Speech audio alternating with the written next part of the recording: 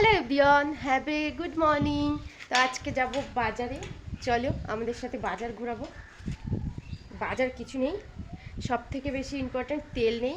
তো আমি ঘরটা এখন তালা দেবো, তো দেখতে থাকো ভিডিওটা। তো একটু এসে দেখি যে তেলের বোতলটা আনতে ভুলে গেছি, ওই জন্যে অনি আবার ঘুরে গেল তেলের বোতলটা আনতে। আর দেখো হাঁটছি কিভাবে। এমনিতে আমরা প্যাকেটের ওই ফরচুন তেলগুলোই খাই, আজকে অনি বলল যে চল আমরা এমনি সর্ষের তেল কিনবো, জন্যে আর কি বোতলটা নিয়ে যেতে হবে। আর বাজারের মধ্যে যেতে পুরোপুরি আমাদের 8-9 মিনিট, ওই মিনিমাম 10 মিনিট লেগেই যাবে। বেলা বাজে প্রায় 8টা সাড়ে 8টার মতন, আর সকালে যেতে পারলে ভালো হতো। আর বন্ধুরা, তোমরা অবশ্যই শুনতে পাচ্ছ বিয়ের বাজনা, তো শুনতে থাকো আর এনজয় ইন মাই ব্লগ। শেষমেশ পেয়ে গেছি একটা দোকান, এই দোকানটাতে এসে আমরা বললাম আমাদের 1 লিটার তেল দিয়ে দিন। 130 টাকা ছিল, সর্ষের দাম যেহেতু কম, তেলের দামটাও একটু কম। 130 টাকা চেয়েছিল, আমরা বলে 115 টাকা করলাম।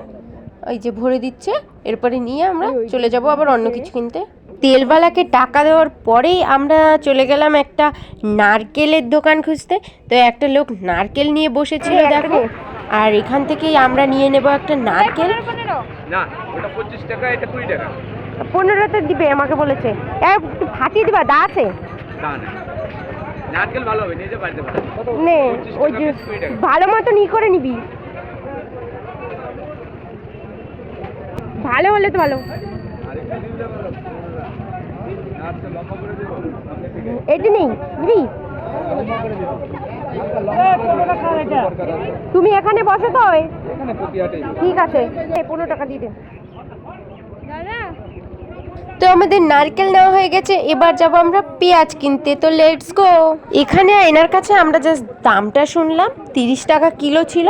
তবে এনার কাছ থেকে আমরা নেইনি, কারণ আরও অনেক দোকান আছে, ঘুরে দেখি এর থেকে বেটার যদি পাওয়া যায় সেখান থেকে নিয়ে নেব।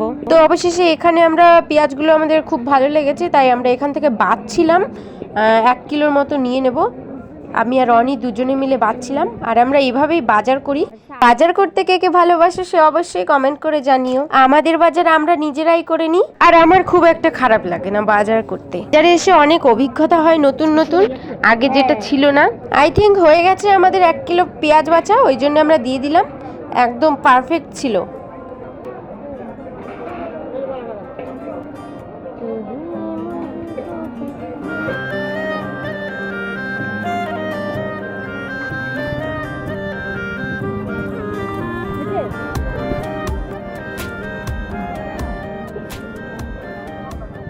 আর 250 গাজর নিয়ে নিলাম, 250 না সরি 500 গাজর নিয়ে নিলাম 10 টাকা দিয়ে। এমনি দিন যেদিন টিউশন থেকে বাজার দিয়ে আসি, তখনকার বাজার করার সময় ক্যারি ব্যাগে করে বাজার নিয়ে আসি, এই জন্যে বাড়িতে ক্যারি ব্যাগে একদম ভরে গেছে, ওই জন্যে আজকে একদম পুরো ব্যাগ নিয়ে এসেছি। এরপর নিয়ে নিলাম একটা সার্ফ, আর দিয়ে দিলাম আমরা টাকা।